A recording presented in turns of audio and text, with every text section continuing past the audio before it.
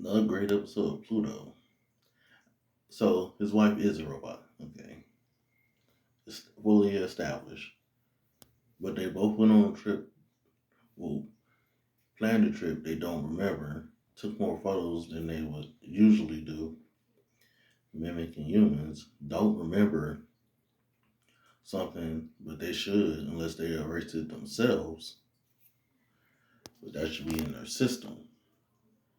And then his mechanic clearly knows that the police chief, or I mean, whoever the man in charge, did something to Gonza's memories. I didn't know he was in the war, and now I know that. So he's gonna be one of the targets too, I think. And then there's Adam and his sister. They were both so cute. You know, like her. I thought something tragic was gonna happen to her. I know Adam was the target, and then when it was like Pluto, I was like, it's not the one I recognize until the end.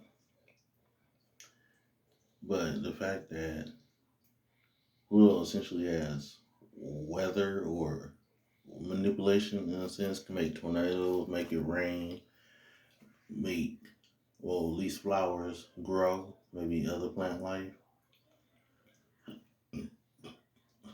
but wasn't in its own body, and it was only sending electrical signals to this body that belongs to another robot in order to do these things. It's interesting. And then having, I think, an outer body experience because it saw itself in the desert during that war, I think. Because I think that's what the child saw. It saw Pluto in that desert.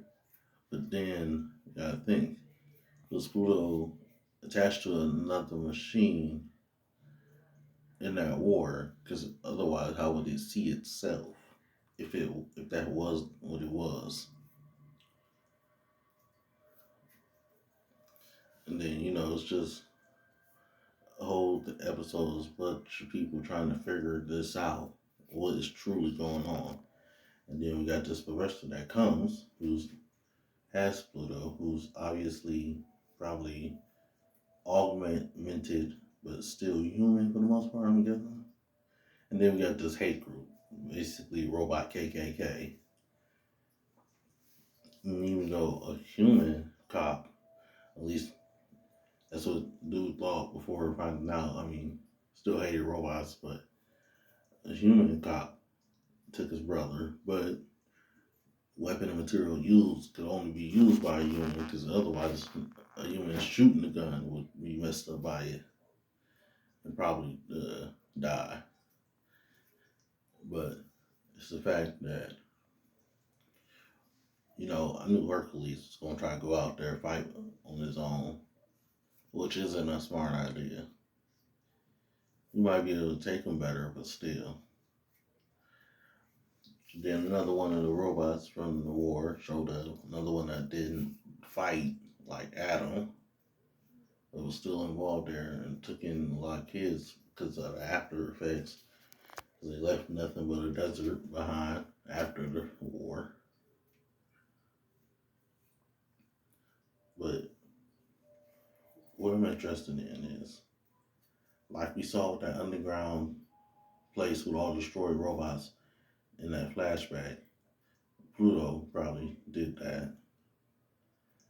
Well, why are they going after these robots specifically? Well, they're going after people too that came up with the robot laws, but why?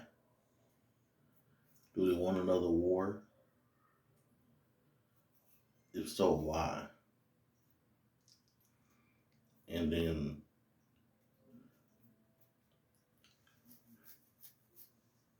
curious why Pluto couldn't recognize itself when it was in the other machine. Like it couldn't remember its own memories. So I'm just curious. It's just a lot of things happening, a lot of mystery to be uncovered. Because if it was Pluto, was he controlling other machines in order to commit the crimes? Because Pluto is clearly big, too big to have been unnoticed when committing these crimes. But then again, the scientists had another person it made with the bugs. So it could have been someone else that committed those murders while Pluto committed the robot ones. And that would help them to be able to not be caught because both are machine. But, different sizes, different looks, so no one will be able to catch on. Or more specifically, it's machine slash humans committing the human murders like Pluto takes out the robots. We'll have to wait and see. A great episode though for all the characters. Really, really enjoying it.